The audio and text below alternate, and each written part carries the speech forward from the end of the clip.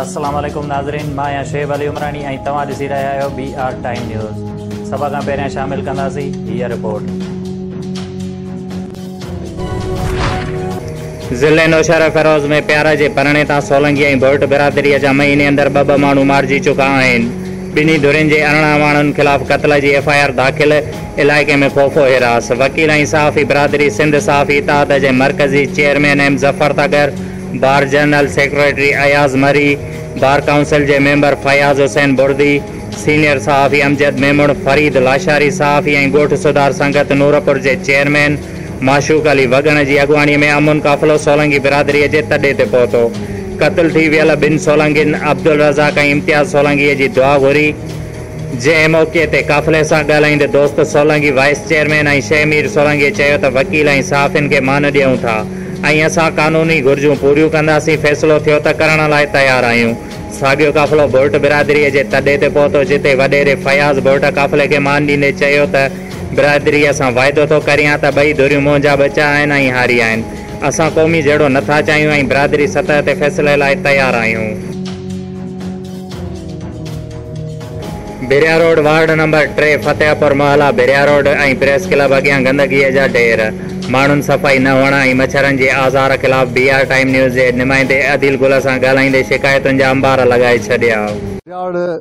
शहर ward number 3 में असां बीठा आहियूं ऐं जंहिंमें विस्तड़ा ऐं मंगी ऐं जाफराबाद ऐं कुझु ॿियूं क़ौमूं रहनि थियूं। उन्हनि सां हिन वक़्तु बरसाति खां पोइ वॾो जेको आहे उन्हनि खे परेशानी आई आहे, जंहिंमें मलेरिया उन्हनि खे चंबड़ी चुकी आहे। हिन पाणी जे करे न को नेकाल आहे, न कोई का अहिड़ी का नेकर आहे ऐं न ई को हिन सां हितां इंतिज़ामिया तावन कयो आहे, छो त ही कुझु ग़रीब माण्हू रहंदा हिते, उहे नथा पुॼी सघनि।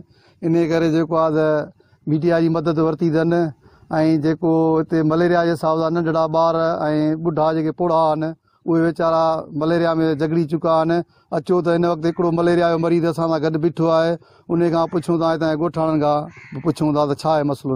असां वटि पाणी आहे ॾाढो, नाली जेका आहे साका नथी परते वञे, समूरो पाणी हेॾे असां ॾे हाणे असीं त ॿुॾण चढ़ासीं ऐं वाट कान्हे का बाचका भरे ऐं मिड़ई लंघण जी जाइ कईसूं ऐं हुन चेरमी न होॾे नाली ठहिराए छॾी, हेॾे कोन पाणी अञा ताईं बि असांजे उन खॾे में पियो पाणी पए।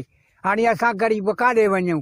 असां जेको कयो को तदारत वोटार वारा टेम त खोड़ जेको अचे था मूंखे वोट ॾियो, मूंखे वोट, हींअर को पुछे ई कोन थो, लड़े ई कोन थो। असां वेठा आहियूं हिते जाफराबाद ते मुल्तान जे पाड़े ते। अच्छा न ॾाढो नंढड़ा बचड़ा आहिनि, इहो सॼो बसि बसर वठिया पिया आहिनि मलेरे में। न की माण्हू आयो आहे हींअर ॼणी, न की को असांजी जांच ते केरु कोन आयो आहे। असां ग़रीब माण्हू वञूं काॾे, न की दग न की का शइ कोन्हे असां सां। महिरबानी हितां जेके टाउन ऑफिसर या केरु असां टाउन कंहिं कोन कई आहे। हा जेको वोट वठी आहे केरु आयो ई कोन्हे हिते, जेको असांखां वोट वठी आहे न उहे जी तावन कोन कयो अथनि। महिरबानी करे असां सां तावन कयो, असां सां महिरबानी करे असांजो हे पाणी कढारायो, असां को आज़ादु थियूं। असां मच्छर असां खां नाहक करे छॾियो आहे। बंदि करो। ऐं असांजी हीअ जेके नालियूं आहिनि इहे बिल्कुलु जेका सो सही न आहिनि। बारिश पए थी त पाणी घर में अचे थो पवे, बीमारी लॻी पई आहे, असांजा बच्चा वार बीमार लॻा पिया आहिनि, को तवजो न आहे। तव्हां हालत ॾिसी सघो था नालियुनि जी, रस्तनि जी ॾिसी सघो था। बारिश जेॾी महिल पवे थी न सॼो पाणी ग़रीबनि जे घरनि में पियो आहे। असांजे ख़ुदि पंहिंजे घरनि में पाणी आहे। असां सां वॾी नाजाइज़ी थी चुकी आहे ऐं महिरबानी करे हुकूमत खे अपील आहे त असांजो को बिलो कयो वञे।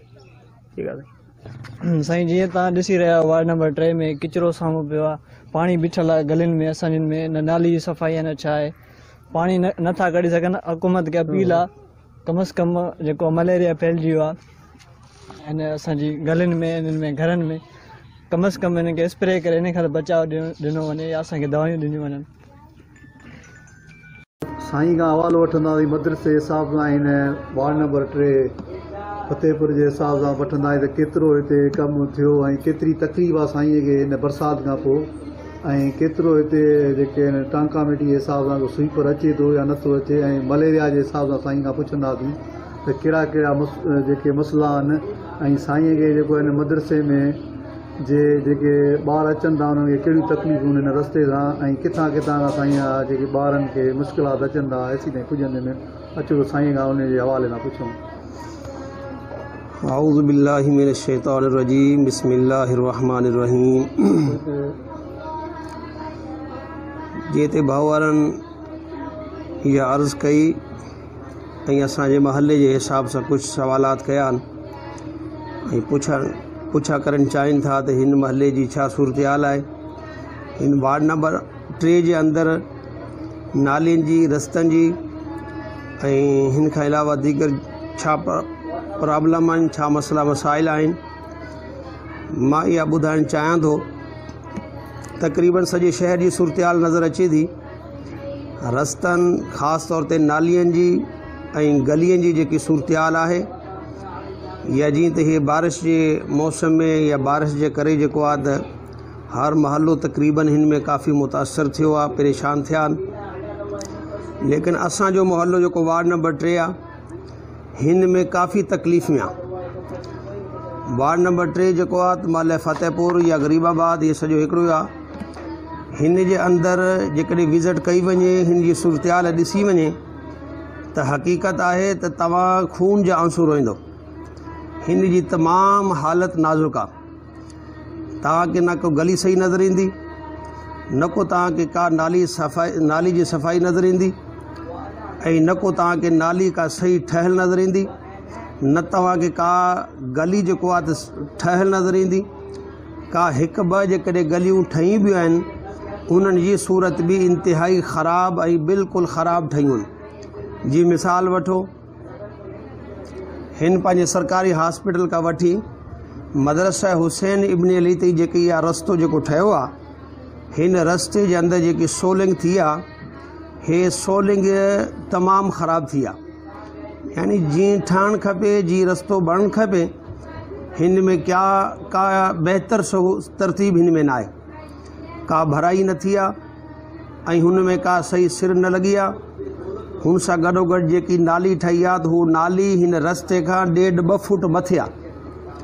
1.5-2 फुट जा अधु फुट बि जेकॾहिं नाली मथे हूंदी तव्हां पाण सोचो त बारिश जो जेको पाणी ईंदो या जेको हिन में रस्ते ते पाणी किरंदो, हू पाणी काॾे वेंदो?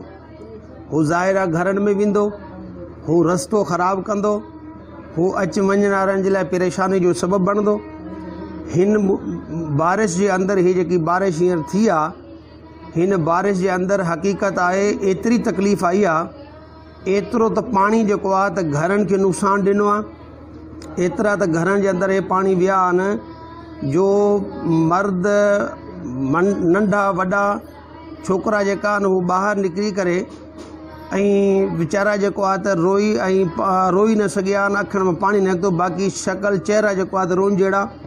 ऐं पाणी खे जेको आहे त बंदि करण में कलाकनि जा कलाक लॻी विया, लेकिन हू पंहिंजे हिन कम में मक़सद में कामयाब इंतिहाई देरि सां थिया। ऐं जंहिंजे करे जेको आहे त घरनि जे अंदरि 2-2 फुट 1.5 काथे 3-3 फुट बि पाणी असांजे महले फतेहपुर में आयो आहे। ऐं जंहिंजे करे काफ़ी यानी कि दीवारूं या काफ़ी भितूं उन्हनि में दरारूं अची वियूं, उहो काफ़ी जॻह ते वेझी वियूं। ऐं हुन खां अलावा जेको आहे त पंहिंजो रस्ते ते काफ़ी देरि ताईं जेको आहे त काफ़ी ॾींहं लॻी विया, हुन में पाणी बि बीठो रहियो। तो पाणी जे बेहनि जे करे जेको आहे त अचु वञ में बि काफ़ी तकलीफ़ूं। जीअं त ख़ासि तौर ते हिन महले फतेहपुर जे अंदरि जामिया अरबी अब्दुल्ला इब्न मसूद जामिया शरील मानातिक मदरसो आहे जो तक़रीबन 8-10 सालनि खां वठी दीनी ख़िदमत करी रहियो आहे। ऐं अल्हम्दुलिल्लाह थोरे टाइम में वॾी ख़िदमत थी आहे, वॾो कमु थियो आहे। 300-350 ॿार नियाणियूं हिन मदरसे में पढ़नि थियूं।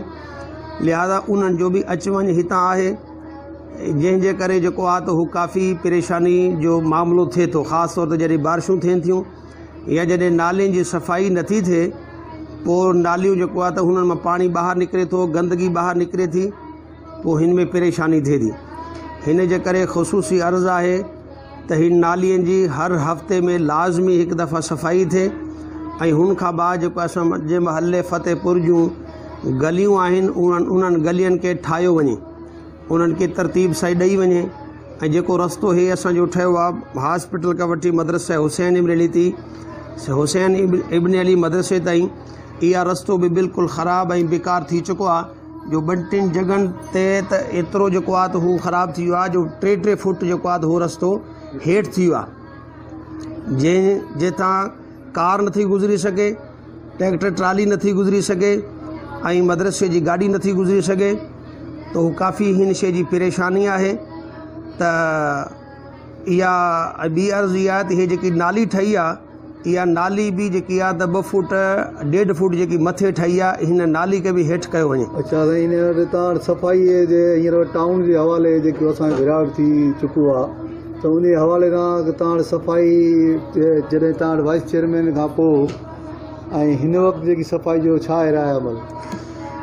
जहिड़ी सूरत पहिरियों ई उहा सूरत हींअर बि आहे। सफ़ाई कंदा आहिनि, महीने 1.5 खां पोइ हिकु स्लीपर ईंदो आहे, हू सफ़ाई करे वेंदो आहे। लेकिन महीनो 1.5 2 महीननि जे अंदरि जेकी असांखे तकलीफ़ अचे थी हिन टाइम जे अंदरि हू हक़ीक़त जेकॾहिं हर चौथे 5 ॾींहं सफ़ाई कई वञे मस वञी पोइ जेको आहे त इहा सफ़ाई सही रहंदी ऐं जेको आहे त सूरत बहितर रहंदी। हाणे नाज़रीन, हिन वक़्तु तव्हां ॾिसी सघो था गंद ॾिसो केतिरो आहे ऐं हिन गंद जी सां जेकी भरियल तव्हांखे हिन वक़्तु पुल जेके हालत ॾेखारियूं था त ॾिसो ऐं हे ॾिसो वरी हेॾां ॾेखारियो ऐं उन सां गॾोगॾु हूंदे उन सां गॾोगॾु हूंदे जेको आहे त प्रेस क्लब बि आहे गॾोगॾु वार्ड नंबर 5 में भिरावट प्रेस क्लब साफ़ इंदा अहिड़ी नाजाइज़ी आहे। उन प्रेस जे आॾो जेको आहे हेॾो वॾो गंद आहे त बि तव्हांजी इंतिज़ामिया खे का बि अहिड़ी सूरत हाल मां सम्झां स्वीपर पंहिंजा कोन था ॿुधाइनि। अहिड़ा स्वीपर न हाल असां ॾे मोकिलिया अथनि जो चेयरमैन हूंदे बि कमु न थियो हिन गली जो, जेकी मेन गली आहे जेकी आज़ाद स्कूल ॾे वञण वारी। ऐं ॾिसो हीअ हालत। अचो त नाज़रीन, वार्ड नंबर 5 जे महले वारनि खां पुछूं त हिननि सां कहिड़ी नाजाइज़ी थी चुकी आहे ऐं कहिड़ा हिन जा मसइला आहिनि, पंहिंजा मसइला ॿुधाईंदा। असांजे भिरिया रोड पक्का चांग रोड आहे, पुलिस थाणो आहे जंहिं रोड ते। हिते अंधेर नगरी एॾी लॻी पई आहे जो 5 साल आहे भंगिन खे चऊं था त सफ़ाई नथा कनि। ऐं तव्हां पाण हिते ॾिसी सघो था लोकेशन त छा आहे। असांजी गलीअ जो मसइलो आहे जेको तव्हां ॾिसी सघो था। ऐं हिते प्रेस क्लब आहे, हींअर उन जे अॻियां इहो गंद लॻो पियो आहे। ऐं तव्हां असांजी महिरबानी करे असांखे सफ़ाई कराइजो, हिते ॿुधी नथी वञे। हिते बसि अंधेर नगरी लॻी पई आहे। चरबड़ राजा वधीक तव्हां ही ॾिसी सघो था रोड ते पक्का चांगो पुलिस थाणे रोड ते फाटक खां वठी मदरसे ताईं ॾिसो तव्हां सॼे भिरिया रोड में मालिकी आहे, हिन रोड ते मालिकी न आहे। छो जो असांजी सिंधियुनि जो इलाइक़ो आहे ख़ासि करे। इहो असांखे नालत आहे त सिंधी क़ौम हुअं था। बाक़ी ॿियनि इलाइक़नि में बिल्कुलु रोड साफ़ थिए थो।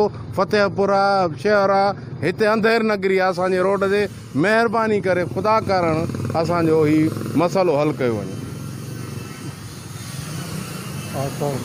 हा साईं, महिरबानी करे रोड ठारायो वञे। असांखे तकलीफ़ आहे ॾाढी अचण वञण जे लाइ ऐं ॾाढो को कमु थिए ई नथो। 2-3 सालनि में को कमुकार थियो ई न आहे।